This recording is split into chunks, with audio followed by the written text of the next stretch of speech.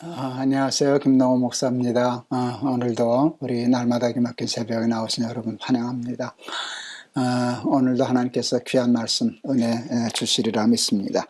오늘 봉독해 드릴 말씀은 마태복음 6장 1절에서 4절입니다. 사람에게 보이려고 그들 앞에서 너희 의를 행하지 않도록 주의하라. 그리하지 아니하면 하늘에 계신 너희 아버지께 상을 받지 못하느니라. 그러므로 구제할 때 외식하는 자와 같이 자가 사람에게서 영광을 받으려고 회당과 거리에서 하는 것 같이 너희 앞에 나팔을 불지 말라. 진실로 너희에게 이르노니 그들은 자기 상을 이미 받았느니라. 너는 구제할 때 오른손이 하는 것을 왼손이 모르게 하여 내 구제함을 은밀하게 하라. 은밀한 중에 보시는 너희 아버지께서 갚으시리라. 이 방송 지금 두 번째 합니다. 다 찬송까지 부르고 기도까지 했는데 보니까 마이크를 켜질 않았어요. 그래서 소리가 녹음되지 않아서 다시 합니다. 이런 실수를 가끔 하곤 합니다. 사람에게는 누구나 인정받고 칭찬받고 또 자기를 자랑하고 싶어하는 그런 본능이 다 있습니다. 그런데 여러분 그게 꼭 나쁜 거라고 단정하기는 좀 어렵습니다. 그게 적당하다면 그것은 우리의 삶을 더 건강하게 하고 윤택하게 하고 더 발전시키는 어떤 성장 동력이 될 수 있기 때문입니다. 여러분 칭찬은 고래도 춤추게 한다 하는 말이 있지 않습니까?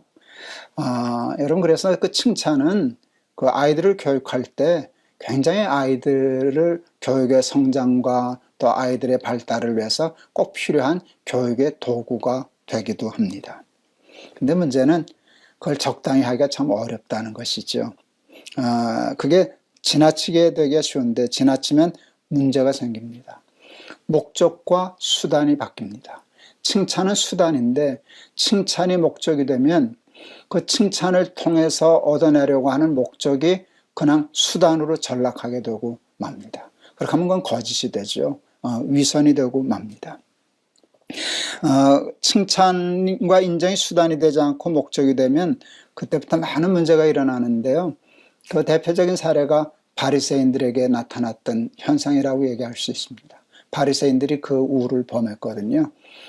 칭찬받고 인정받으려고 하다가 지나쳐서 문제가 생겼는데 두 가지 문제가 크게 나타납니다. 첫째는 교만함입니다. 자기들이 정말로 우월하다고 다른 사람하고는 종류가 다르다고 하는 심각한 착각에 빠지게 됩니다. 그래서 여러분 그 세리에게 한 말 우리가 잘 알지 않습니까? 하나님 앞에 나는 저 세리와 같지 않음을 감사하나이다. 사람이 거기까지 가면 이거 진짜 구제불능입니다. 그런데 인정받고 칭찬받는 이 일을 몰두하다 보면 그게 삶의 목적이 되다 보면 거기까지 가게 됩니다. 두 번째는 위선입니다. 자랑하고 인정받고 칭찬받고 싶어서 선한 일을 하다가 그게 다 한계가 부딪히면 거짓말합니다. 안 한 것을 했다 그러고 진실된 마음이 아닌데 진실된 것처럼 포장하기 시작합니다. 그것을 우리는 위선이라고 얘기합니다. 예수님이 바리새인들을 그렇게 참 못마땅해 하셨습니다. 참 힘들어 하셨습니다. 가장 큰 것은 저들의 위선이었습니다. 그래서 예수님은 저들을 회칠한 무덤 같다고 그러지 않았습니까? 속에는 죽은 뼈가 썩은 뼈가 가득한데 겉만 회칠해가지고 안 그런 척 하는 것이 하나님은 그렇게 마땅치 않으셨습니다. 우리들도 여러분 너무 자기 자랑과 인정에 이렇게 심취하게 되다 보면 그 길을 갈 수밖에 없습니다. 날마다 기막힌 새벽 때문에 유튜버가 되었습니다. 70다 된 나이에. 유튜브를 해보니까 참 재밌는 물건입니다. 유튜브에는 그 구독을 신청한 구독자의 수가 있는데 그 구독자의 수를 가지고 유튜버가 평가를 받습니다. 실제로 또 방송을 청취한 사람의 수도 매일매일 매 방송마다 기록이 됩니다. 또 좋아요를 누른 숫자와 댓글들이 다 적나라하게 나타납니다. 시작한 지 몇 달 되지 않았는데 제법 많은 호응이 있었습니다. 유튜버로서는 제 나이에 꽤 성공한 셈입니다. 여러분 때문에.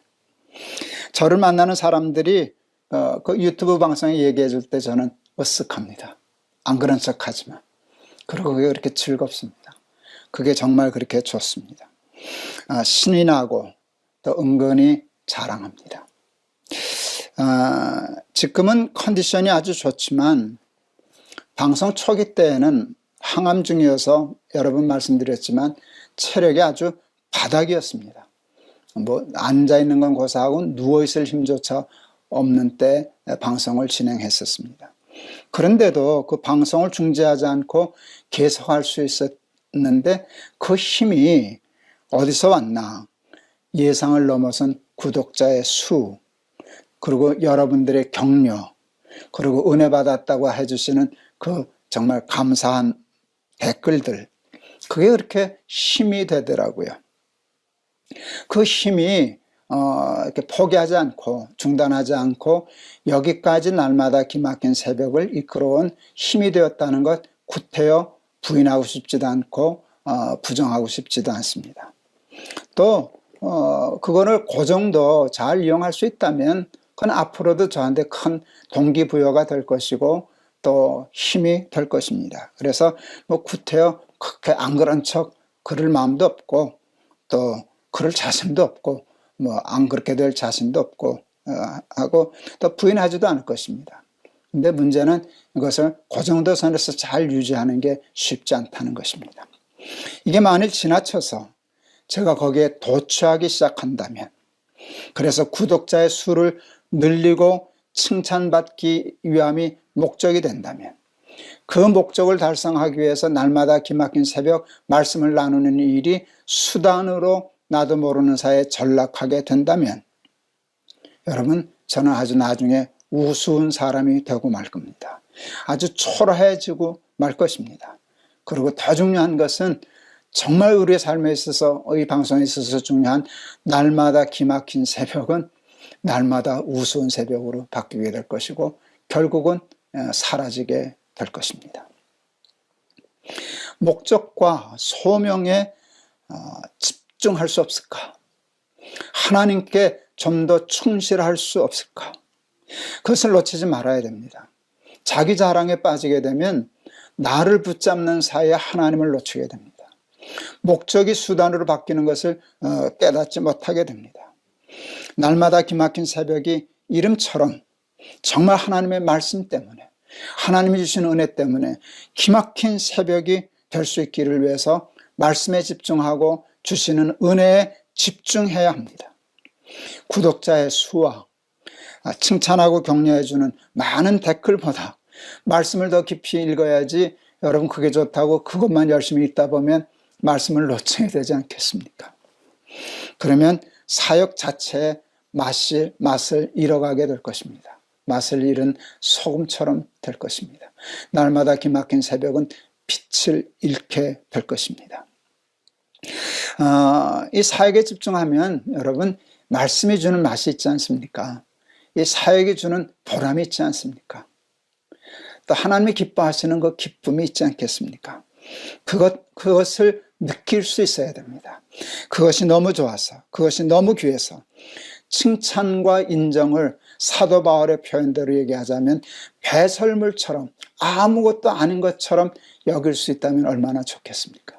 그래서 정말 오늘 성경의 표현대로 오른손이 하는 일을 왼손이 모를 정도로 그 일에 관심이 없어진다면 얼마나 근사하겠습니까?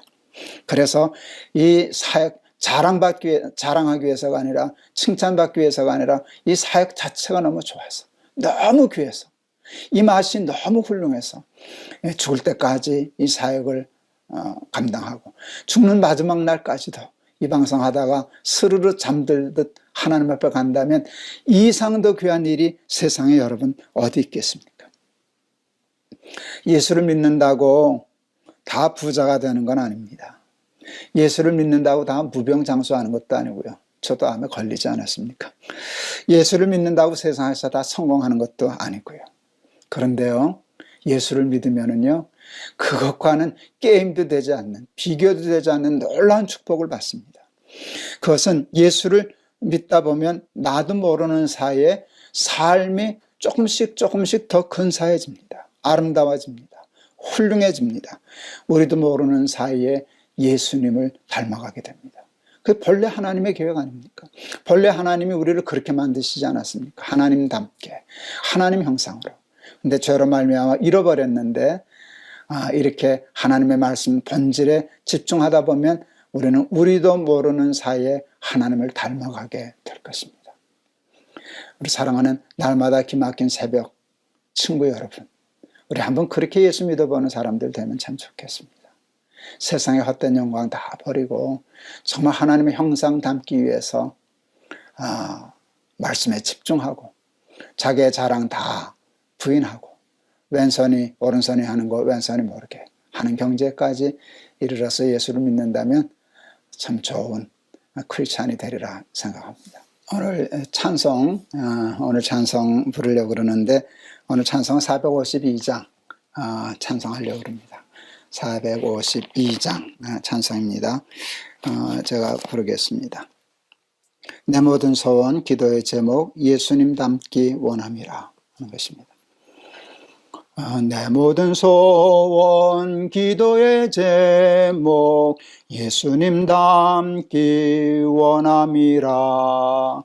예수님 형상 나 입기 위해 세상에 보화 끼잖네. 예수님 닮기 내가 원하네.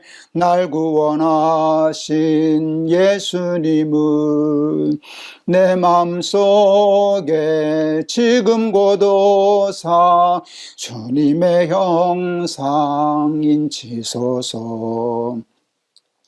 무한한 사랑 풍성한 긍휼 슬픈 자 위로하시는 주. 길 잃은 죄인 부르는 예수 그 형상 닮게 하옵소서. 예수님 닮기 내가 원하네. 날 구속하신 예수님은 내 마음속에 지금 고도사 주님의 형상 인치소서. 무한한 사랑 풍성한 긍휼 슬픈 자 위로하시는 주. 길 잃은 죄인 부르는 예수 그 형상 닮게 하옵소서. 예수님 닮기 내가 원하네. 날 구원하신 예수님은 내 마음속에 지금 고도사 주님의 형상 인치소서. 겸손한 예수 거룩한 주님 원수의 멸시 참으시사 우리를 위해 고난을 받은 구주를 닮게 하옵소서. 예수님 닮기 내가 원하네. 날 구원하신 예수님은 내 마음속에 지금 고도사 주님의 형상 인치소서. 아멘. 기도하시겠습니다. 하나님 앞에 집중하지 못하고 자꾸 세상에 한눈 팔고 특히 저 자신의 한눈을 팔아서 자랑하려고 인정받으려고 칭찬받으려고 하다가 바리새인의 길을 우리도 모르게 쫓아가는 삶 살게 되곤 합니다. 하나님 우리를 붙잡아 주셔서 하나님 자기를 부인할 수 있게 하시고 세상 어떤 영광과 자랑에 너무 휩싸이지 않게 도와주시고 하나님의 은혜, 하나님 예수 그리스도를 아는 지식이 가장 고상함을 깨달을 수 있게 하여 주시사 세상의 자랑을 바울처럼 배설물로 여기며 살 수 있게 하여 주시옵소서. 그리하여 점점 세월이 갈수록 우리도 모르는 사이에 예수님 닮아 살게 하여 주시옵소서. 예수 그리스도 이름을 받들어 기도하옵나이다. 아멘. 여러분 감사합니다. 오늘 제 의상 여러분 좀 보시는데 제 넥타이가 숨은 그림처럼 숨어 있는 거 여러분 아세요? 제가 넥타이를 오늘은 묶었는데요. 그 티셔츠하고 컬러가 같아서 이렇게 영상으로 보니까 넥타이를 묶었는지 안 묶었는지 자세히 보면 모를 만큼 되었습니다. 엉뚱한 생각을 했어요. 내 삶이 저 넥타이 같으면 좋겠다. 숨어 있으면서도 자기 몫은 감당하고 자기 책임은 잘 감당하고 그럴 수 있으면 좋겠다 하는 이렇게 꿈보다 해몽이 더 좋은데 그런 생각도 해봤습니다. 하나님의 영광을 위하여 자기의 자랑을 잊어버리고 살아갈 수 있는 그 수준의 삶 살아가는 저와 여러분 되기를 바랍니다. 여러분 감사합니다. 여러분 사랑합니다.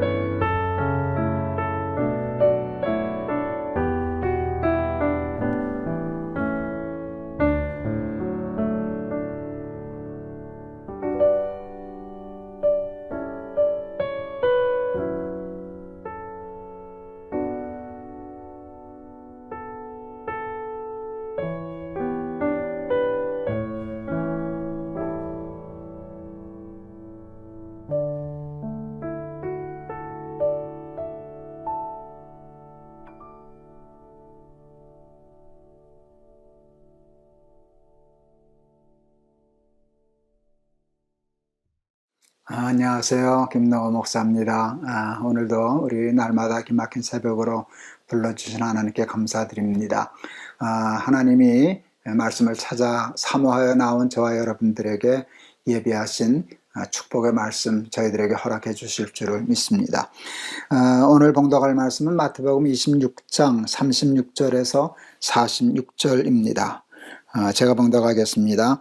이에 예수께서 제자들과 함께 겟세마네라 하는 곳에 이르러 제자들에게 이르시되 내가 저기 가서 기도할 동안에 너희는 여기 앉아 있으라 하시고 베드로와 세베대의 두 아들을 데리고 가실새 고민하고 슬퍼하사 이에 말씀하시되 내 마음이 매우 고민하여 죽게 되었으니 너희는 여기 머물러 나와 함께 깨어 있으라 하시고 조금 나아가서 얼굴을 땅에 대시고 엎드려 기도하여 이르시되 내 아버지여 만일 할만하시거든 이 잔을 내게서 지나가게 하옵소서.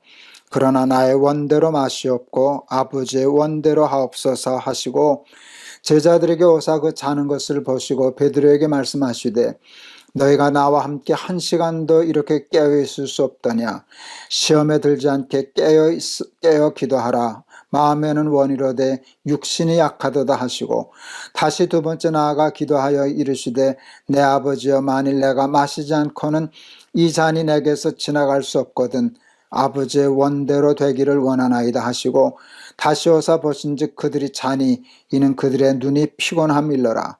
또 그들을 두시고 나아가 세 번째 같은 말씀으로 기도하신 후 이에 제자들에게 오사 이르시되 이제는 자고 쉬라. 보라 때가 가까이 왔으니 인자가 죄인의 손에 팔리느니라. 일어나라 함께 가자. 보라 나를 파는 자가 가까이 왔느니라. 예수님은 인간의 몸을 입고 이 땅에 오신 하나님이십니다. 그러므로 예수님에게는 인성과 신성이 같이 이렇게 공존했습니다.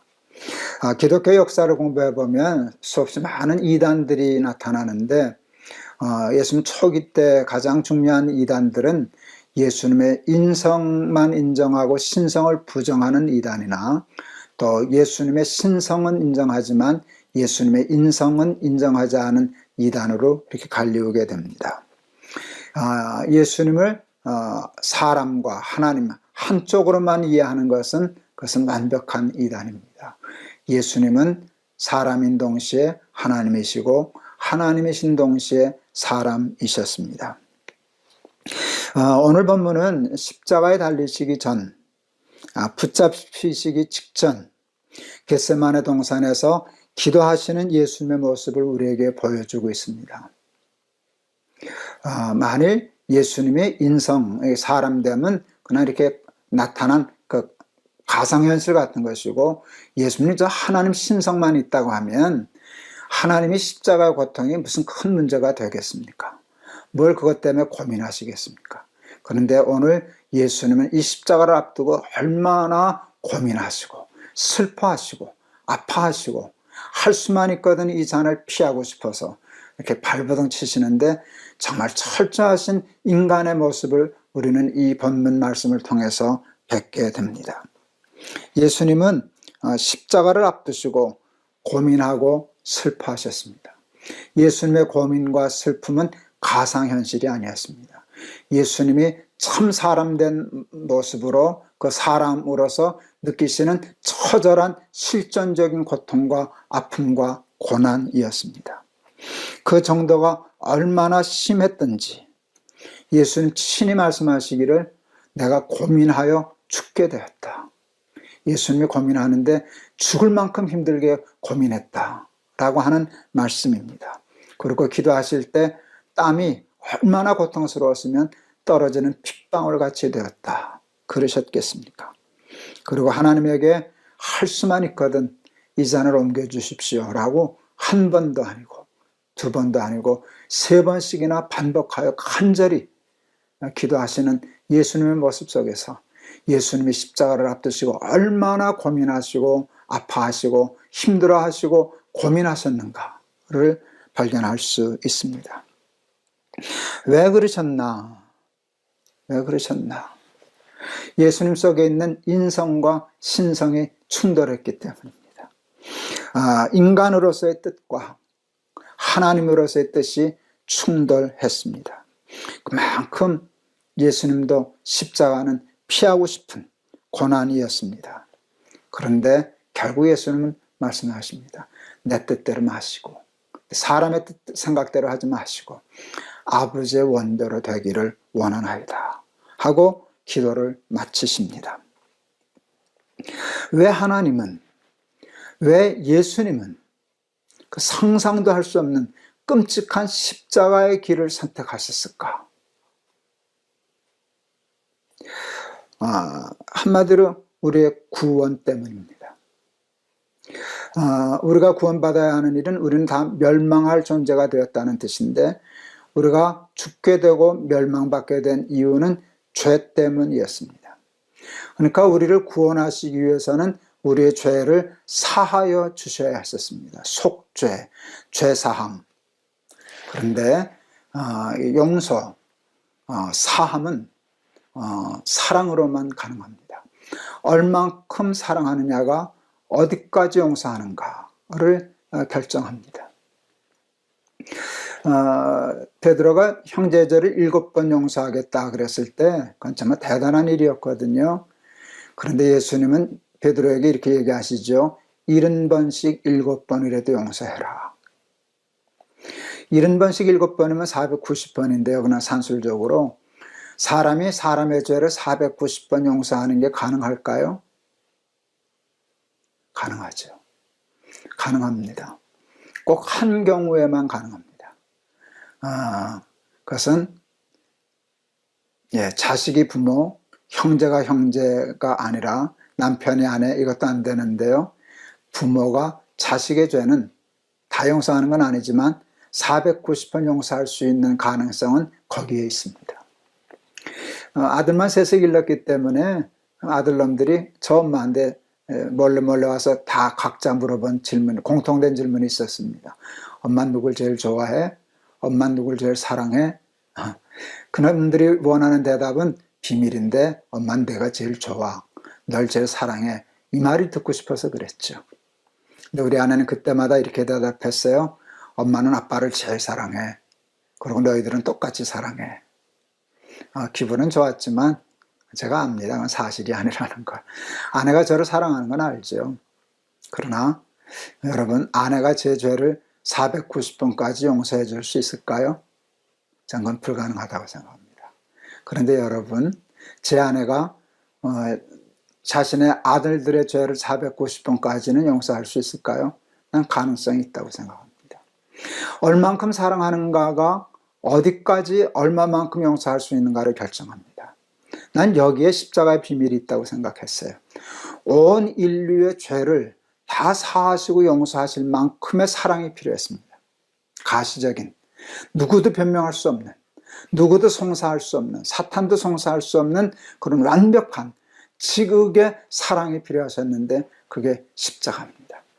하나님이 세상을 이처럼 사랑하사 할 때 이처럼은 십자가입니다. 제가 고등부 전도사 할 때 육사 나와서 대령 우리 편한 우리 제자가 있었는데 그 친구가, 그 아이가 저를 깨달았습니다. 크리스마스 때 카드를 보냈어요. 얼마 안 있다가 새해가 됐는데 또 카드를 보냈어요. 그림을 잘 그려서 그 새 카드 보낼 때는 그려서 보냈어요. 이렇게 한복을 입고 이렇게 한복에 이제 소매를 놓고 기도하는, 세배하는 그 카드였는데요. 거기 전도사님 새해 복 많이 받으세요 라고 썼어요. 그리고는 또 썼어요. 얼만큼. 그리고 카드를 열면 이렇게 손에서, 이게 소매에서 손이 빠져나와서 이렇게 펼쳐지게 되죠. 이만큼. 그게 참 재밌어서 전도사님 새해 복 많이 받으세요 얼만큼, 이만큼 카드를 열었다 닫았다 그랬던 기억이 있습니다. 그때 제가 깨달았어요. 십자가는 카드구나. 십자가의 카드에 하나님이 이렇게 쓰셨어요. 난 너희들을 사랑해. 우리가 물었어요. 하나님 얼만큼요? 이만큼. 이처럼. 십자가는 사랑의 극치입니다. 그보다 더 큰 사랑은 있을 수 없습니다. 그러므로 그 십자가의 사랑 앞에 용서받지 못할 죄는 없게 되는 것입니다. 우리나라의 그 살인마들이 계보가 이루어지죠.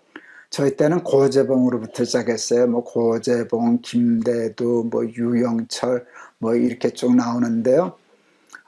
그 살인마들 중에 가장 잔인했던 살인마는 지존파가 아니었나 싶어요. 많은 살인마들은 사람 죽이는 건 다 똑같은데 잡히면은 다 기가 탁 죽거든요. 고개 숙이고 모자 이렇게 내려깔고 이렇게 죄송합니다, 잘못했습니다 그러는데 지존파만 그러지 않았어요. 길길이 뛰고 그랬어요. 지존파는요 그 사람의 자기들의 야성을 키운다고 사람을 잡아서 죽이고 그 인육을 먹었던 사람들이에요. 그리고 끝내 회개하지 않았던 사람인데 다 사형 선고를 받았는데 사랑의 교회 어느 집사님 한 분이 그들에게 편지로 이렇게 전도하기 시작했어요. 놀라운 역사는 그들이 다 그 편지를 받고 회개하고 돌이키고 예수를 믿었다는 거예요. 제가 어느 신앙 잡지에서 그 두목이, 지존파 두목이 그 집사님에게 쓴 편지를 봤어요. 그 문자대로 다 기억은 못하지만 내용은 이겁니다. 저희를 사람 대접해 주셔서 고맙습니다. 우리 동생들 다 예수 믿으라 그랬습니다. 그런데 자기는 안 된다고 그때 그 편지에 써 있었어요. 그 이유가 자기는 지존이기 때문에, 지존이 하나님이라는 뜻이거든요. 자기가 하나님이기 때문에 하나님 자기는 믿을 수 없다고 그랬어요. 오카노 목사님하고 일본 코스타 가서 옥 목사님 설교하신 거 저도 들었는데 옥 목사님 그때 이 이야기를 하시더라고요. 그러면서 그 두목 한 사람 빼놓고 나머지는 다 구원 얻었다고. 제가 끝난 후에 옥 목사님한테 말씀드렸죠. 목사님 버전이 바뀌었어요. 그랬더니 뭐가 바뀌었냐? 그 두목도 나중에 회개했어요. 그러냐? 여러분, 지존파 그 끔찍한 죄인들이 회개했어요. 사형당하기 전에 구원 얻었을까요? 그럼요. 그게 복음이에요. 사탄이 송사도 못했어요. 어떻게 지존파를 회개했다고 그게 천국 보낼 수 있습니까? 구원해 주실 수 있습니까? 아마 하나님 그러실 것 같아요. 만약에 그렇다면 사탄이 그러면 야 저울 가져오너라. 이렇게 수평저울. 한쪽에다 지존파 6명이 아니라 온 인류의 죄를 다 달아라. 그리고 내가 그를 얼마나 사랑했는지 사랑하는지 십자가를 달아라. 여러분, 예수님의 십자가에 나타난 사랑을 이겨낼 수 있는 인간의 죄는 없습니다. 그래서 모든 죄가 흰눈같이 양털같이 깨끗하게 사함을 받게 된 것입니다. 이 구원을 위해서 예수님은 그 참혹한 십자가의 고난을 당하셨습니다. 하나님이 우리를 사랑하시는 것과 십자가의 고난을 놓고 볼 때 고난이 사랑보다 크면 십자가를 회피하셨을 것입니다. 그런데 그 고민하여 죽게 된 그 무서운 십자가보다 우리를 사랑하시는 사랑이 더 크셔서 내 뜻대로 마옵시고 아버지의 원대로 되기를 원하나이다 하고 십자가의 길을 걸으셨습니다. 이 십자가에 나타난 사랑 이상의 복음은 없습니다. 이 사랑에서 우리를 끊어낼 자가 없습니다. 사탄도 우리를 송사하지 못합니다. 이 십자가의 사랑, 겟세마네 동산에서 땀이 떨어지는 핏방울처럼 기도하신 그 기도, 그리고 순종 때문에 우리가 죄사함 받고 구원 얻었다는 사실을 한시도 잊지 말고 하나님의 은혜에 감사하며 하나님의 은혜에 만분의 1이라도 보답하는 그런 귀한 삶 살아가는 저와 여러분들이 다 되실 수 있기를 축원합니다. 오늘 찬송은 563장 골랐습니다. 563장 예수 사랑하심을 성경에서 배웠네. 우리들은 약하나 예수 권세 많도다. 예수 사랑하심을 성경에서 배웠네. 우리들은 약하나 예수 권세 많도다. 날 사랑하심 날 사랑하심 날 사랑하심 성경에 써였네. 나를 사랑하시고 나의 죄를 다 씻어 하늘 문을 여시고 들어가게 하시네. 날 사랑하심 날 사랑하심 날 사랑하심 성경에 써있네. 내가 연약할수록 더욱 귀히 여기사 높은 보좌 위에서 낮은 나를 보시네. 날 사랑하심, 날 사랑하심, 날 사랑하심, 성경에 쓰였네. 세상 사는 동안에 나와 함께 하시고 세상 떠나가는 날 천국 가게 하소서. 날 사랑하심, 날 사랑하심, 날 사랑하심, 성경에 쓰였네. 아멘. 기도하시겠습니다. 십자가를 앞두시고 겟세마네 동산에서 고민하여 죽게 되었다며 땀이 떨어지는 핏방울 되기까지 기도하셨던 예수님의 말씀을 읽었습니다. 그 끔찍한, 그 피하고 싶으셨던 십자가를 피하지 않으신 까닭은 우리 때문입니다.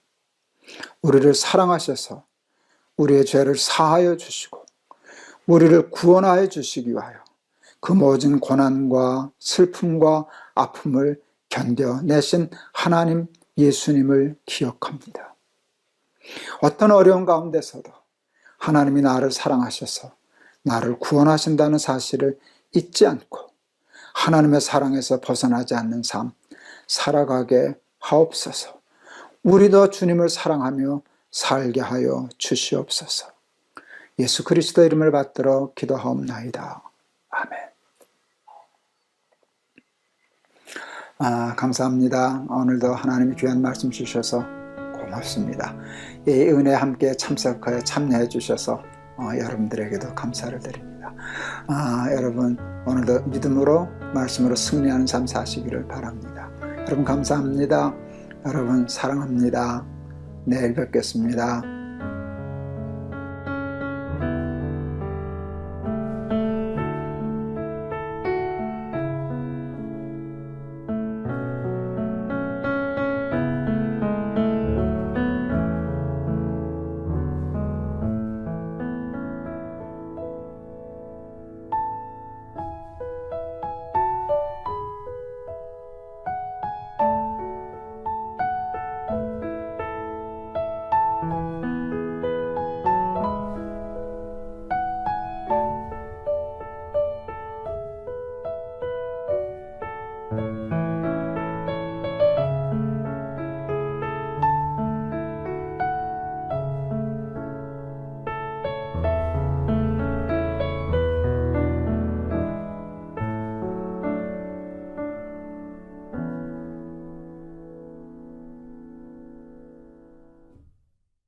안녕하세요. 김동호입니다. 오늘도 우리 날마다 맡긴 새벽 허락해 주신 하나님께 감사드립니다. 오늘 하나님이 저와 여러분에게 주시는 말씀은 시편 36편 1절에서 4절 말씀입니다. 제가 봉독해 드리겠습니다. 악인의 죄가 그의 마음속으로 이르기를 그의 눈에는 하나님을 두려워하는 빛이 없다 하니 그가 스스로 자랑하기를 자기의 죄악은 드러나지 아니하고 미워함을 받지도 아니하리라 함이로다. 그의 입에서 나오는 말은 죄악과 속임이라. 그는 지혜와 선행을 그쳤도다.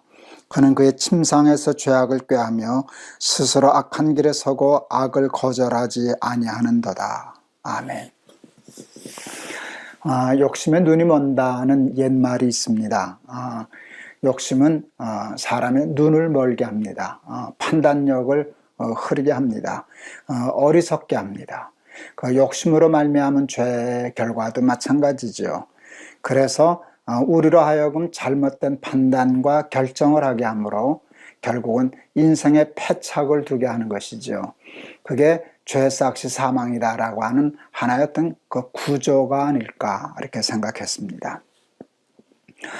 복 있는 사람은 악인의 꾀를 쫓지 않는다. 그 성경은 말씀합니다. 악인의 꾀, 악인들은 어리석음을 꾀라고 생각하죠.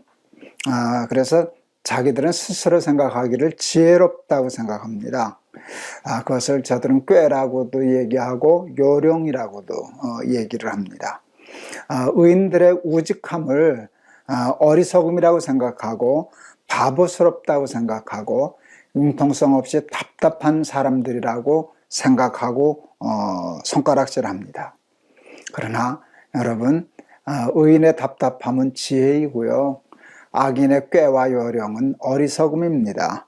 치명적인 어리석음입니다. 시편 36편 오늘 본문에는 악인들의 어리석은 자랑, 자기 꾀와 그 생각에 대한 어리석은 자랑이 기록되어 있습니다. 1절, 그의 마음속으로 이르기를 그의 눈에는, 그러니까 자기 눈에는 하나님을 두려워하는 빛이 없다. 2절, 그가 스스로 자랑하기를 자기의 죄악은 드러나지 아니하고 미워함을 받지 아니하는도다. 이걸 다시 말하면 이렇게 이런 뜻입니다. 나는 하나님 하나도 안 무서워. 하나님이 뭐가 무섭냐? 이렇게 아주 당당해 보입니다. 그 다음에 두 번째, 내 죄는 절대로 들키지 않아. 깜짝 같을 거야. 쥐도 새도 몰라. 그리고 사람들에게 그러므로 들키지 않으니까 부끄러움도 당하지 않을 거야. 미움도 받지 않을 거야. 이게 어리석은 자랑입니다. 이게 악인의 지혜입니다. 그렇게 되면 마음 놓고 죄를 지을 수밖에 없죠.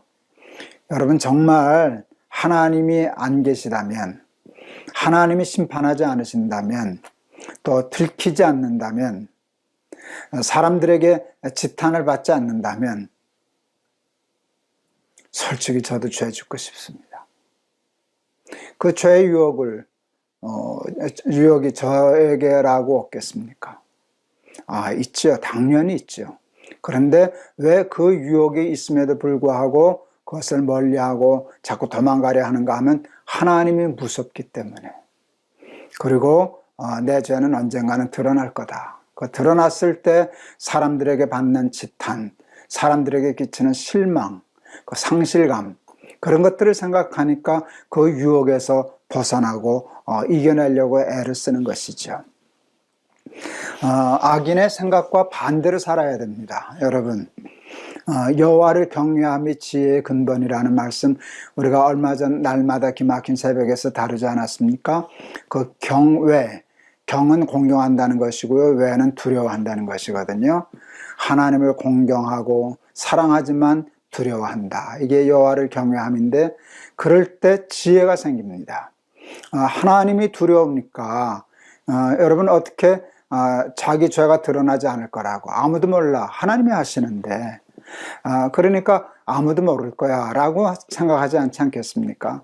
그리고 그것이 드러났을 때 당해야 되는 수치와 또 손가락질과 사람들에게 끼친 실망과 이런 것들을 깨닫고 지혜를 얻게 되는 것입니다.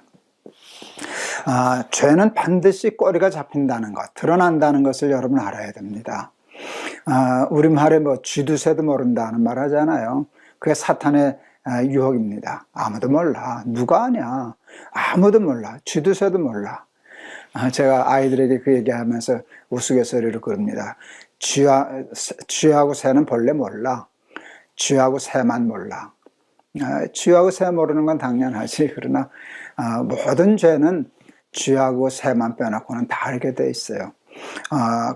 옛 속담에 송곳을 주머니에 넣고 다니면서 어떻게 그것을 끝까지 감출 수 있겠느냐. 자기도 모르는 사이에 삐져나오지. 너 송곳 가졌구나. 내 주머니에 송곳 있구나. 다 드러나게 되는 것이지. 송곳을 주머니에 넣고 다니면서 어떻게 끝까지 감출 수 있겠느냐 하는 것은 옛 어른들의 지혜입니다. 여러분, 사탄이 우리의 죄를 감추어 주겠습니까? 사탄은 우리의 죄를 아무도 모르게 해주겠다고 속입니다. 그 사기입니다. 그거 거짓말입니다. 당연히 거짓말입니다. 생각해 보세요. 사탄이 왜 우리의 죄를 감춰주겠습니까? 사탄이 죄 짓게 하는 목적이 뭔데요? 그거 드러내게 하려고, 망신 주려고, 그래서 그것 때문에 사망에 이르게 하려고 하는 게 목적인데, 그걸 죄 짓고 드러나지 않게, 여러분, 사탄이 그럴 리가 없습니다. 사탄이 감추어주는 것은요, 죄가 작기 때문에 더 키우기 위해서 작은 죄들을 숨겨주고 감추어주는 것입니다. 바늘 도둑이 소도둑 된다. 바늘 도둑은 감춰주지요. 왜? 소도둑 될 때까지 키워서 소도둑으로 우리를 잡아넣으려고. 사탄은 우리를 속이는 것입니다. 죄가 드러나 수치를 당하는 수많은 사람들을 우리는 그 뉴스를 통해서나 이렇게 SNS를 통해서 보게 됩니다. 아무도 모를 줄 알았죠. 근데 그게 만천하에 드러나고 또 감옥에도 가고, 그게 뉴스를 통해 많은 사람들에게 알려지면, 여러분, 그동안 쌓았던 모든 것들이 하루아침에 다 무너집니다. 하루아침에 다 무너집니다. 존경받던 사람들에게서 지탄을 받습니다. 손가락질을 받습니다. 그것을 오늘 성경은 미움이라는 말로 그냥 한마디로 썼지만, 그게 미움, 지탄, 손가락질을 받게 되는 것입니다. 제가 그 텔레비전 그런 걸 보면서 많이 공부를 하죠. 저게 죄 싹시구나. 하루아침에 무너졌구나. 공든탑 평생을 쌓아왔던 모든 것들이 저 사건으로 하루아침에 다 무너졌구나 하는 것을 보게 됩니다. 근데 제가 가장 걱정되는 게 있어요. 다른 사람들, 친구들에게, 세상 사람들에게 지탄받는 것도 그 사회적인 그 죽음이기 때문에 치명적이지만, 저 사람 이제 아내 한 대는 어떻게 낯을 두고 살까? 또 사랑하는 자녀들, 자기를 이제껏 아버지로 존경하고 따르고 신뢰하던 자녀들과의 관계는 저거 어떻게 되나? 그걸 생각하면 등골이 오싹해집니다. 자녀들에게 아들 셋, 이제 며느리 셋, 이제 손주들 벌써 5 됐는데, 참 부족하지만 지금까지 그래도 아버지로 인정받고 살았습니다. 여러분, 그게 제가 누릴 수 있는 최고의 축복 아니겠습니까? 손주들이 할아버지 조금은 자랑스러워합니다. 몰라서 그런 것도 있지만, 여러분, 자기 할아버지 최고인 줄 압니다. 여러분, 그게 저한테는 면류관과 같은 것입니다. 그건 뺏기고 싶지 않습니다. 근데 제가 죄의 유혹을 이기지 못하고 아무도 모를 거야 하고 하다가 들통나서 자식들에게 미움, 지탄을 받게 된다면, 자식들을 실망시킨다면, 그리고 자식으로부터 받았던 그 모든 존경과 아비로서의 인정을 잃어버리게 된다면, 그거는 지옥과 같은 형벌이 아닐 수 없습니다. 자식도 귀하지만 평생 목회하면서 저를 목사로 인정해주고 같이 신앙생활하던 교인들도 얼마나 많은데, 특별히 저는 청년들, 아이들, 학생들, 젊은이들을 많이 해서 저 싫어하고 비판하는 사람도 꽤 많이 있지만, 또 저를 옳다고 생각하고 따라주는 사람들도 많이 있는데, 그 사람들을 잃게 되지 않습니까? 여러분, 제가 며칠 전에도 얘기했지만, 제가 가난하다고 해서 잃어버리지는 않을 겁니다. 암에 걸렸다고 잃어버리지도 않습니다. 그러니까 암은 무서운 거 아닙니다. 그러니까 가난, 싫은 것일 뿐이지 무서운 건 아닙니다. 그러나 제가 죄의 유혹을 이기지 못하고 죄의 함정에 빠진다면 그 모든 것을 순식간에 다 잃어버리게 되고 말 것입니다. 그리고 더 나아가 가장 무서운 것, 가족을 잃어버리고 자식을 잃어버리고 교인을 잃어버리고 자기를 존경하고 따르던 사람들을 실망시키고 다 잃어버리고, 그러는데 가장 무서운 건 하나님을 잃어버리지 않습니까? 죄를 짓고는 하나님을 피하게 되어 있거든요. 그러니까 죄의 싹은 사망입니다. 죄는 무서워해야 됩니다. 벌벌 떨을 줄 알아야 됩니다. 두려워할 줄 알아야 됩니다. 1절, 악인의 죄가 그 마음속으로 이르기를 이렇게 되어 있는데요. 지난 그 성경에는 번역이 조금 다릅니다. 악인의 죄얼이 그 마음속에 이르기를. 죄얼이라는 말을 썼습니다. 죄얼. 저는 이 표현이 더 좋습니다. 죄얼이 있답니다. 쉽게 말하면 우리에게는 죄얼이 있습니다. 그게 원죄겠죠. DNA가 있습니다. 그러니까 그건 아주 유전처럼 본능적으로 우리 속에 있는 것이기 때문에 여간 깨어서 조심하지 않으면 죄얼이 우리에게도 끊임없이 하나님 하나도 안 무서워. 하나님 늘 은혜를 주시고 늘 우리를 감싸만 주시는데, 그러니까 하나님 만만하게 보는 그 죄얼이 저에게 있습니다. 그리고 죄를 지을 때 그 들킬 거라고 생각하는 사람은 없어요. 아무도 몰라. 쥐도새도 몰라. 그게 제 마음속에도 있다는 겁니다. 죄얼이 이르기를, 끊임없이 우리에게 이르기를. 그리고 사람에게 지탄받지 않을까? 아무도 모르는데 너 그냥 계속 존경받고 인정받을 수 있을 거야. 이게 죄얼이 나에게 이르는 생각입니다. 여러분에게도 있습니다. 여러분 속지 마시기를 바랍니다. 속지 마시길 바랍니다. 하나님 두려워하고 죄는 반드시 드러난다는 것을 아시고, 그렇게 하면 많은 사람들에게 사랑받던 사람에게 미움받는다는 것, 하나님을 잃어버린다는 사실, 두렵고 떨리는 마음으로 받아들이셔서 악인의 꾀를 쫓아 살지 않고, 악인들은 우리를 어리석다, 답답하다 하지만, 융통성 없다 하지만 의인의 지혜를 가지고 승리하는 삶 살아가는 저와 여러분들 다 되실 수 있기를 주의 이름으로 축원합니다. 오늘 찬송 고르는 게 참 쉽지는 않아요. 딱 맞는 찬송 고르면 참 좋은데 그게 잘 쉽지 않습니다. 348장 마귀들과 싸울지라 죄악 벗은 형제여 담대하게 싸울지라. 우리 죄와 싸우되 너희가 피 흘리기까지 싸우지 아니하고, 히브리서에 있는 말씀이 생각났습니다. 죄와 싸워야 됩니다. 두려워할 줄 알아야 됩니다. 죄를 만만히 보면 안 됩니다. 우습게 여기면 안 됩니다. 그런 마음으로 348장 찬송하겠습니다.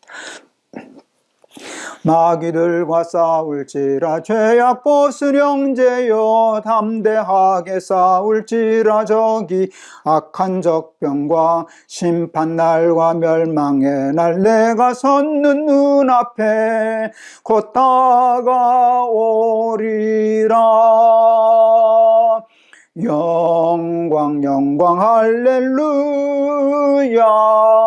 영광 영광 할렐루야. 영광 영광 할렐루야. 곧 승리하리라. 마귀들과 싸울지라 죄악 벗은 형제여 고함치는 무리들은 흉한 마귀 아닌가. 무섭고도 더러운 죄 모두 떨쳐버리고 주 예수 붙들라. 영광 영광 할렐루야. 영광 영광 할렐루야. 영광 영광 할렐루야. 곧 승리하리라. 마귀들과 싸울지라 죄악 벗은 형제여 구주 예수 그리스도 크신 팔을 벌리고 너를 도와주시려고 서서 기다리시니 너서 나오라. 영광 영광 할렐루야. 영광 영광 할렐루야. 영광 영광 할렐루야. 곧 승리하리라. 아멘. 기도하겠습니다. 악인은 꾀라고 생각하고 자기를 지혜롭다고 생각하지만 악인의 꾀는 치명적인 어리석음입니다. 오늘 시편 36편에는 악인들의 어리석은 자랑이 소개되어 있습니다. 하나님 하나도 안 무서워. 그게 어리석음이죠. 여호와를 경외, 공경하고 두려워함이 지혜의 근본인데 말입니다. 하나님 두려운 줄 모르고 또 내 죄는 아무도 몰라. 드러나지 않을 거야. 그러니까 끝까지 사람들 속이고 사람들의 지탄, 미움 받지 않을 거야. 그 죄얼이 악인에게만 있는 것이 아니라 우리들에게도 있어서 우리도 깜빡깜빡 쏟곤 합니다. 하나님 악인의 죄얼에 쏟지 않게 하옵소서. 늘 하나님 공경하고 경외하여 지혜의 사람 되게 하시고 우리의 죄는 반드시 드러나게 되어 있는 것을 알게 하시고 그것이 드러날 때 자식을 잃고 아내를 잃고 사랑하는 사람들을 잃고 사람들을 실망시키고 그리고 하나님을 잃어버린다는 무서운 사실을 깨닫고 두렵고 떨림으로 우리의 의를, 우리의 삶을 지키고 살 수 있는 우리 모두 되게 하여 주시옵소서. 예수 그리스도 이름을 받들어 기도하옵나이다. 아멘. 송곳을 주머니에 넣고 그것을 감출 수는 없습니다. 송곳은 반드시 삐져나옵니다. 죄는 반드시 삐져나옵니다. 사탄이 바늘 도둑은 감춰주지만 소도둑으로 키워서 우리를 망신 줄 것입니다. 사망으로 몰아갈 것입니다. 여러분 절대 악인의 죄얼에 썩지 마시고 하나님 두려워하고 죄 무서운 줄 알고 사람 잃어버리지 않고 하나님 잃어버리지 않고 승리하는 삶 살아가는 저와 여러분 다 되실 수 있기를 바랍니다. 여러분 감사합니다. 오늘도 말씀으로 승리하세요. 그리고 여러분 사랑합니다.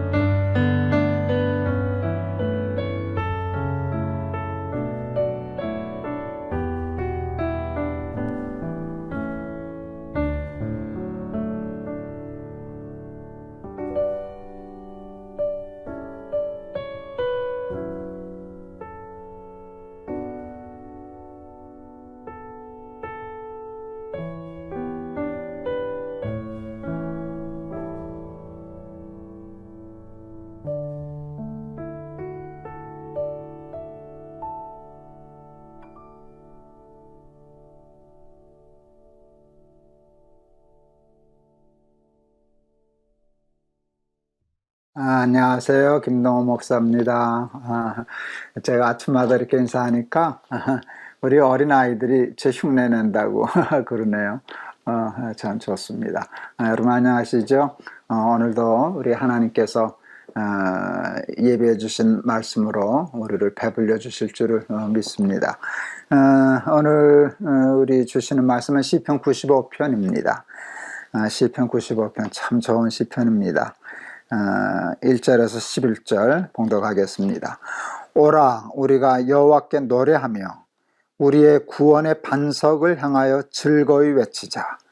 우리가 감사함으로 그 앞에 나아가며 시를 지어 즐거이 그를 노래하자. 여호와는 크신 하나님이시요 모든 신들보다 크신 왕이시기 때문이로다. 땅의 깊은 곳이 그의 손안에 있으며 산들의 높은 곳도 그의 것이로다. 바다도 그의 것이라 그가 만드셨고 육지도 그의 손이 지으셨도다. 오라 우리가 굽혀 경배하며 우리를 지으신 여호와 앞에 무릎을 꿇자. 그는 우리의 하나님이시요 우리는 그의 기르시는 양 백성이며 그의 손이 돌보시는 양이기 때문이라. 너희가 오늘 그 음성 듣거든 너희는 무리바에서와 같이 또 광야의 마사에서 지냈던 날과 같이 너희 마음을 완악하게 하지 말지어다. 그때 너희 조상들이 내가 행한 일을 보고서도 나를 시험하고 조사하였도다. 내가 40년 동안 그 세대로 말미암아 근심하여 이르기를 그들은 마음이 미혹된 백성이라 내 길을 알지 못한다 하였도다. 그러므로 내가 노하여 맹세하기를 그들은 내 안식에 들어오지 못하리라 하였도다. 아멘. 이스라엘 백성들은 애굽에서 400년 동안 종살이를 했습니다. 그러다가 이스라엘 백성들이 자꾸 번성하는 것을 두려워한 바로 왕이 유대인 말살 정책을 펼쳤죠. 그게 이제 쉽게 말하면 아들을 낳으면 죽이라 라고 하는 것이었지 않습니까? 아들을 낳으면 다 죽이면 이제 씨가 마르니까 한 세대 지나면 몇 세대 지나면 이스라엘이 멸망하게 되었습니다. 그때서야 하나님을 기억하고 하나님께 부르짖었습니다. 근데 그 음성을 하나님은 들어주셨어요. 400년 만에 부르짖는 음성을 기억하시고 하나님은 들어주셨어요. 그 출애굽을 하게 되었는데요. 근데 출애굽은 만만치 않았습니다. 왜냐하면 바로가 막상 이스라엘 백성들이 나간다 그러니까 이제 노예가 없어지잖아요. 종이 없어지니까 재산이 없어지고 일손이 없어지니까 못 가게 막았죠. 완악했죠. 그래서 하나님이 10가지 재앙을 했죠. 그걸 이스라엘 백성들이 다 봤습니다. 하나님이 자기들을 건지시기 위하여 지금 어떻게 집요하게 끈질기게 그 막강한 바로를 상대로 행하시는가를 이스라엘은 첫 재앙부터 10재앙까지 다 보았습니다. 결국 바로가 포기했습니다. 출애굽했습니다. 홍해가 가로막았습니다. 애굽 군대가 다시 쫓아옵니다. 그런데 놀라운 일이 일어나지 않았습니까? 홍해가 갈라졌습니다. 우리는 보지 못하고 믿는데 저들은 보지 않았습니까? 그리고 건너지 않았습니까? 여러분, 세상에 하나님의 축복과 기적과 은혜와 이적을 이스라엘 백성들처럼 많이 받은 민족이 세상에 어디 있겠습니까? 그리고 이스라엘이 받은 그 하나님의 축복과 이사와 기적이 어찌 평범한 것들이었습니까? 오늘 이 본문 1절에 보면 시편의 기자가 이렇게 얘기합니다. 오라 우리가 여호와께 노래하며 구원의 반석을 향하여 즐거이 부르자. 하나님을 구원의 반석이라는 말로 표현하는데, 여러분 이스라엘 백성들은 정말 그거 경험하지 않았습니까? 구원의 반석, 반석같이 강한 하나님이 그 강한 반석과 같은 의지로 결국 이스라엘 백성들을 출애굽시키는 구원의 반석. 참 기가 막힌 단어입니다. 이 구원의 반석을 경험한 이스라엘 백성들인데요. 홍해를 건넌 지 얼마 되지도 않아서 마라라는 곳에 이르러서 거기서 쓴물이 나오자 즉시 하나님의 은혜 다 까먹고 홍해 건넌 거 다 잊어버리고 10가지 재앙으로 자기들 구원해낸 거 새까맣게 잊어버리고 하나님과 모세를 원망하기 시작했습니다. 물 없는 광야에서 물을 찾다가 물을 찾았을 때 저들이 얼마나 기뻤겠습니까? 그런데 물은 물인데 먹을 수 없는 쓴물이니까 실망은 또 얼마나 더 컸겠습니까? 원망할 만하죠. 원망 당연한 일이기는 합니다만은, 그런데 여러분, 제가 오늘 얘기하려고 하는 이거예요. 마라의 쓴물 사건이 작은 사건은 아니다, 우리 인생에 있어서, 이스라엘 백성들의 삶에 있어서. 그런데 바로 전에 홍해를 건너는 일이 있었지 않습니까? 그러면 이게 정상적인 사람이라면 이게 수평저울에 둘을 다는 거예요. 마라의 쓴물이 주는 그 고난의 무게, 불행의 무게를 여기다 달고, 바로 전에 잊어버리지도 않았잖아요. 바로 전에 있었던 그 홍해를 건너고 10가지 재앙으로 출애굽시켰던 하나님의 함께 하심과 이스라엘 백성들을 구원의 반석이 되셔서 구출해내신 하나님, 그 하나님을 이렇게 저울에 달아놓으면 여러분, 이건 게임이 되지 않는 일이지 않습니까? 마라의 쓴물 정도 가지고는 홍해의 기적을 이길 수 없는데, 그러면 어떻게 해야 되는가? 이것을 기억하면은요, 이 상식적으로 이렇게 돼요. 야, 홍해를 건너게 하신 하나님이 우리 물 없어 죽게 하시겠냐? 이 마라의 쓴물 이 정도 단물 되게 하시지 않겠냐? 우리 하나님께 기도하자. 이래야 이게 추가 맞는 거 아닙니까? 근데 이상한 일이 일어났습니다. 마라의 쓴물이 홍해의 기적을 이겨버립니다. 그래서 이게 쑥 내려갑니다. 홍해는 잊어버렸습니다. 그리고 감사는 잊어버리고 원망하고 불평하고 차라리 애굽으로 돌아가면 좋겠다느니 뭐 이런 허튼 소리를 하게 되었습니다. 원망과 감사를 수평저울에 올려놓는다면 당연히 감사가 우리의 마음속에 와야 되는데, 이스라엘 백성의 저울은 언제나 원망과 불평과 그쪽으로만 기울었습니다. 그런데 여러분, 어디 그게 이스라엘 뿐만입니까? 저와 여러분은 안 그렇습니까? 지금도 고난 중에 있는 여러분, 또 뭐 암이라든지 또 코로나19 때문에 사업이나 경영하는 일이나 여러 가지 일이 꼬여서 앞이 암담한 분, 마라의 쓴물을 만난 것과 같은 처지에 있는 여러분들, 이게 만만한 건 아닙니다. 코로나도 만만치 않고 암과 같은 질병은 더 만만치 않고. 그런데 여러분은 평생 고통만 당하고 이렇게 아프기만 하고 어려운 일만 당했나요? 은혜는 없으셨나요? 은혜는 없으셨나요? 하나님의 돌보심과 구원의 반석이라고 할 만한 사건은 없으셨나요? 어떻게 그것이 없이 우리가 여기까지 생존해 올 수 있었겠습니까? 근데 여러분, 그것을 저울에 단다면 마라의 쓴물과 같은 사건이 만만치 않습니다. 만만치 않습니다. 꽤 무게가 나가는 것입니다. 그런데 그 어떤 것도, 어떤 고난과 역경과 아픔도 하나님이 우리에게 베풀어 주신 은혜와 축복과 구원과는 비교할 수 없습니다. 그러므로 고난이 없어서 이게 사는 게 아니라 은혜가 컸기 때문에 은혜로 고난을 이기는 것입니다. 그리고 은혜를 기억함으로 이 고난도 없어지리라 하는 것을 소망하는 것입니다. 그것이 우리가 다윗의 시편에서 늘 배운 것 아니겠습니까? 날기새를 왜 시작했나?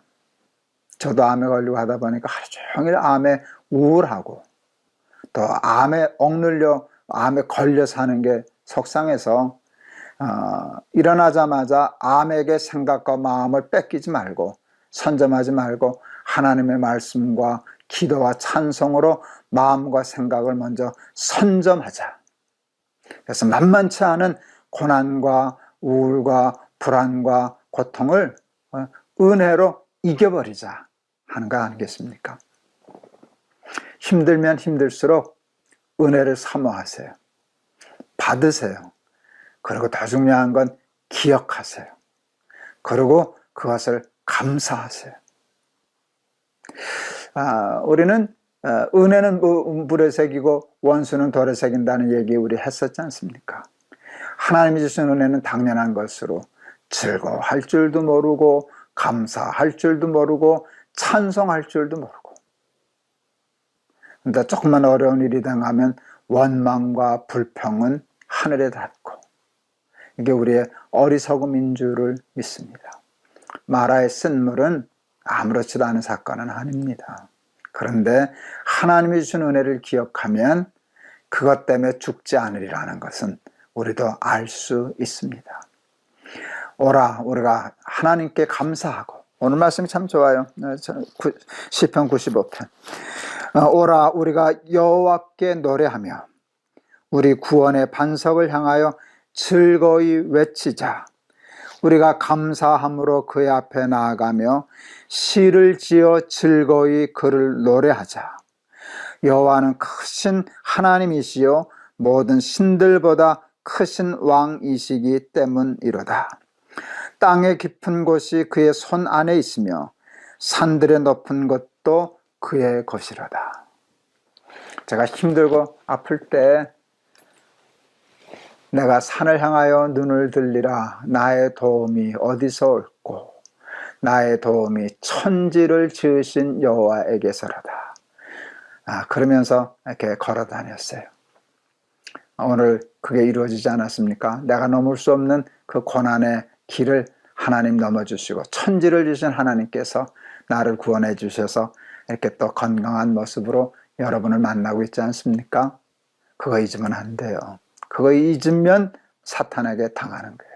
그것을요, 당연한 일로 여기지 말고 잊어버리지 말고 날마다 감사하고 기뻐하고 그것 때문에 춤추고 노래하고 찬송하면 고난과 마라의 쓴물이 우리의 삶을 지배하지 못하게 될 줄을 믿습니다.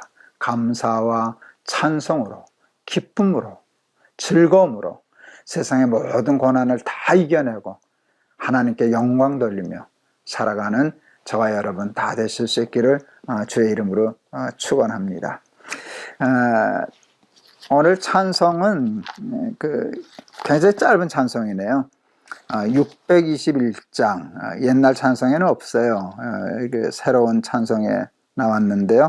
찬양하라 내 영혼아, 찬양하라 내 영혼아, 온 마음과 정성 다하여 주 찬양하라. 찬양하는 것, 찬송하는 건 참 중요한 신앙이에요. 여러분, 하나님을 노래하는 것, 이것이 얼마나 우리에게 큰 영적인 힘이 되는지 몰라요. 이렇게 자꾸 마라의 쓴물을 만나면은요, 위축되거든요. 마음이 다치거든요. 사탄에게 속는 거예요.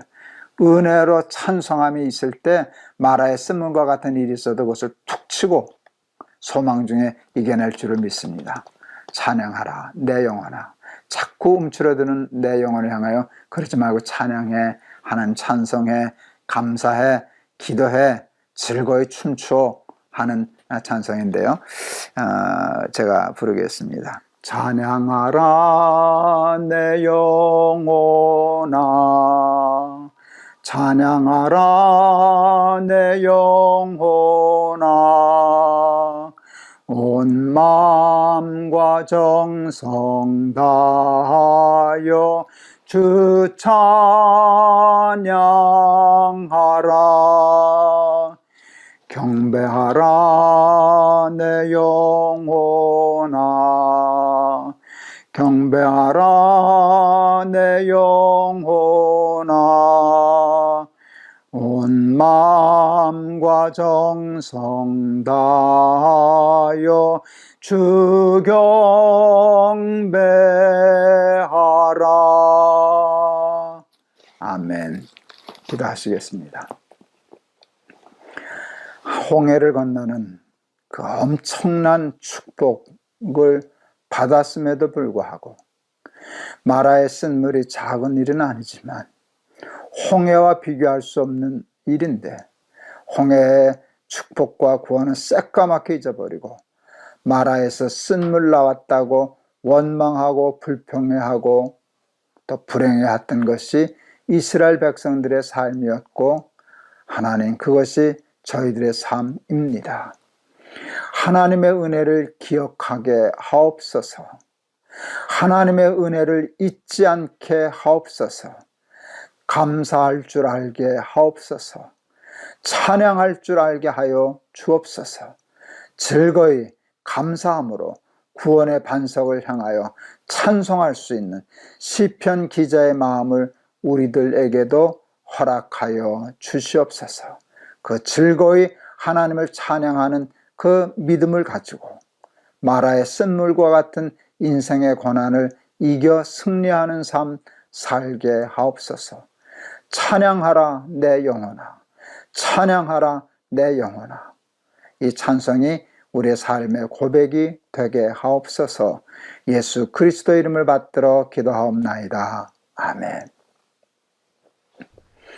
세상 만만치 않지만 노래할 일 없지만 즐거운 것 같지만 하나님을 기억하고 하나님을 즐거워하고 하나님이 베풀어 주신 은혜를 감사하고 기뻐하고 그래서 세상의 모든 우울함과 불안함과 그것을 이겨내서 승리하는 하나님께 영광 돌리는 우리 사랑하는 날마다 기막힌 새벽 친구들 되시길 바랍니다. 여러분 감사합니다. 여러분 승리하세요. 여러분 사랑합니다.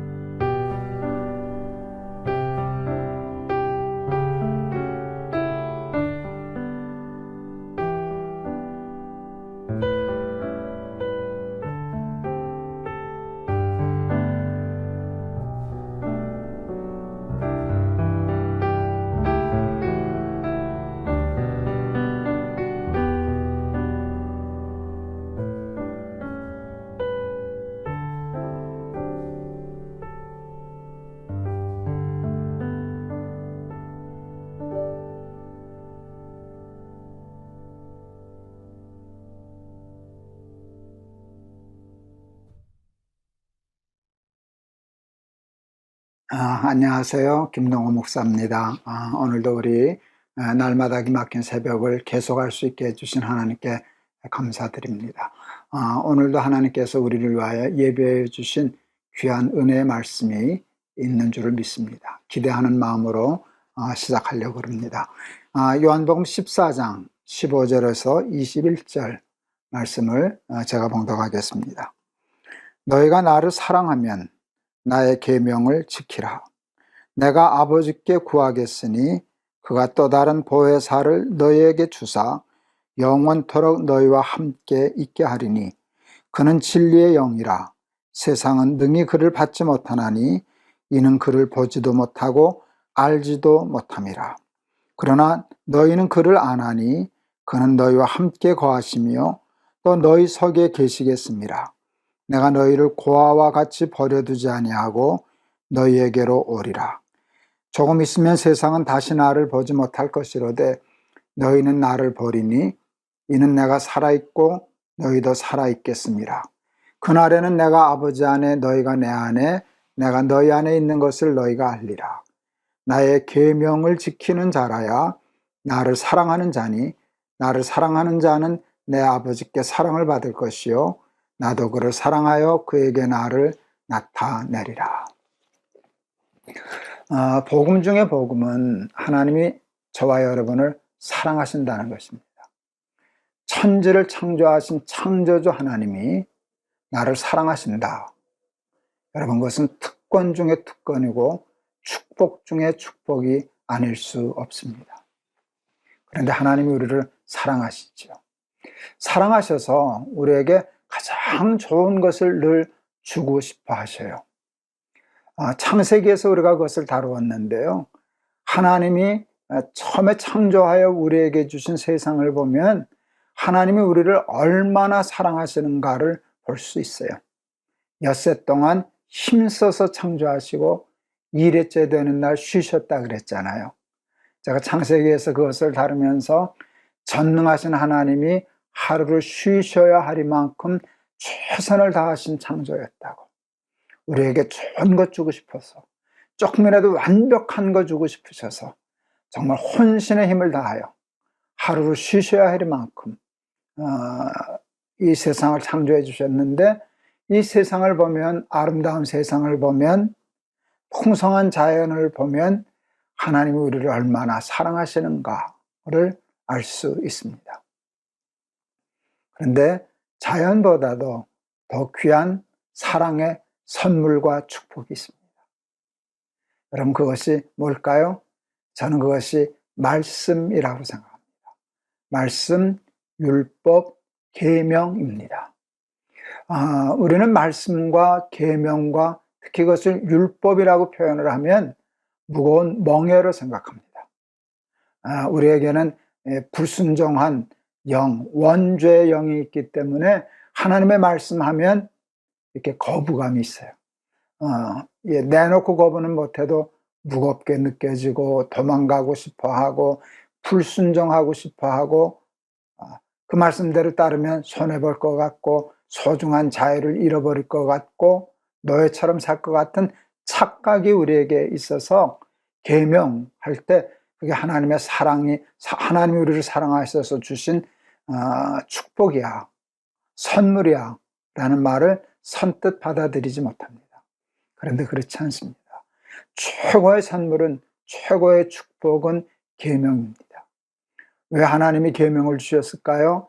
그 안에, 그 진리 안에 자유가 있고 생명이 있고 행복이 있고 기쁨이 있고 천국이 있기 때문이 아니겠습니까?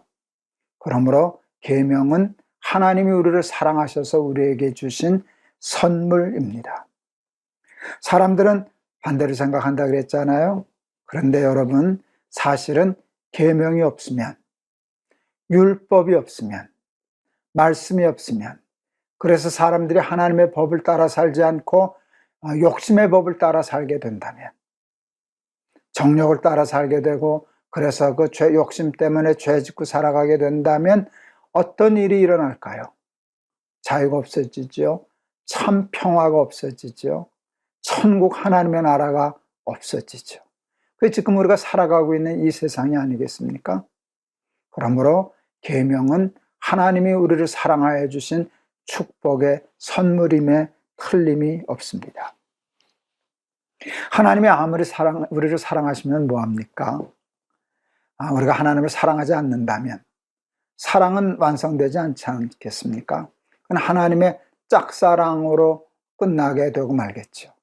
사랑은 일방적인 게 아니에요. 이렇게 쌍방적이지.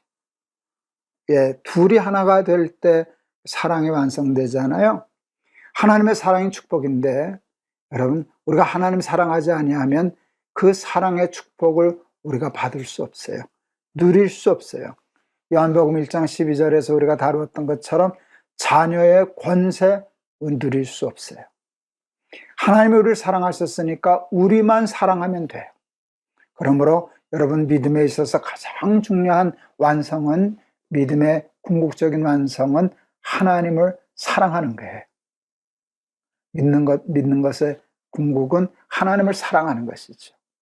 하나님을 사랑하면 사랑이 완성되어서 하나님의 자녀가 되는 권세를 누리게 될 겁니다. 그런데 여러분, 사랑하려면 그 상대방의 사랑을 받아들여야 돼요. 하나님의 사랑을 받아줘야 돼요. 하나님의 사랑을 받아주지 않으면 하나님을 사랑하는 게 아니에요.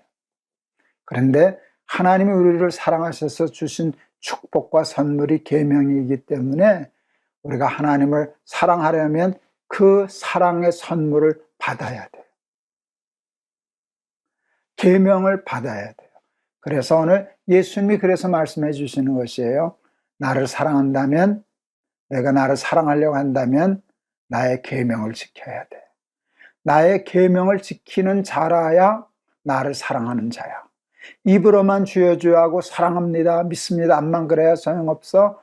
하나님을 사랑하고 나를 사랑하는 자는 나의 계명을 지키는 자라야 한다 하는 말씀이 바로 그런 뜻의 말씀이 아닐까 생각을 했습니다. 한용운이라는 시인이 있죠. 고등학교 때 아마 국어교과서에 있지 않았나 이렇게 싶은데 유명한 시가 있어요. 복종이라는 시죠. 한용운 시인의 죄송합니다. 한용운 시인의 유명한 시는 복종이에요.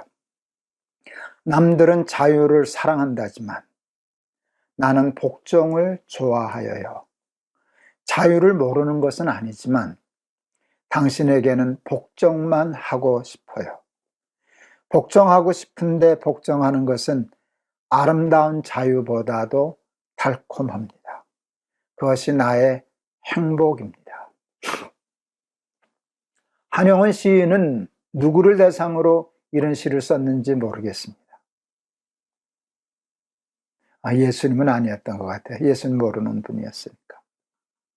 제가 이 시를 읽으면서 이게 내가 예수님에 대한 나의 고백이면 좋겠다 하는 생각을 하면서 저는 그 시를 기억했어요. 사람들은 자유를 좋아한다지만, 사랑한다지만 나는 복종을 좋아해요. 나는 예수님의 계명을 지키고 싶어요.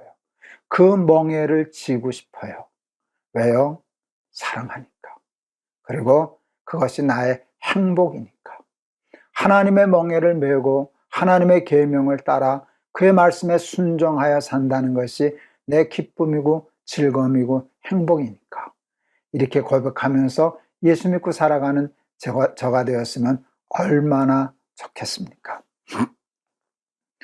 다시 말씀드리면 믿음의 완성은 사랑입니다.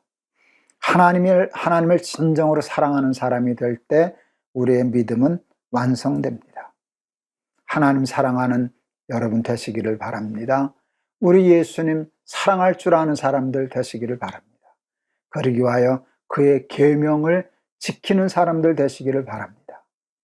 사람들은 자유를 좋아한다지만, 사랑한다지만 나는 복종을 좋아해요.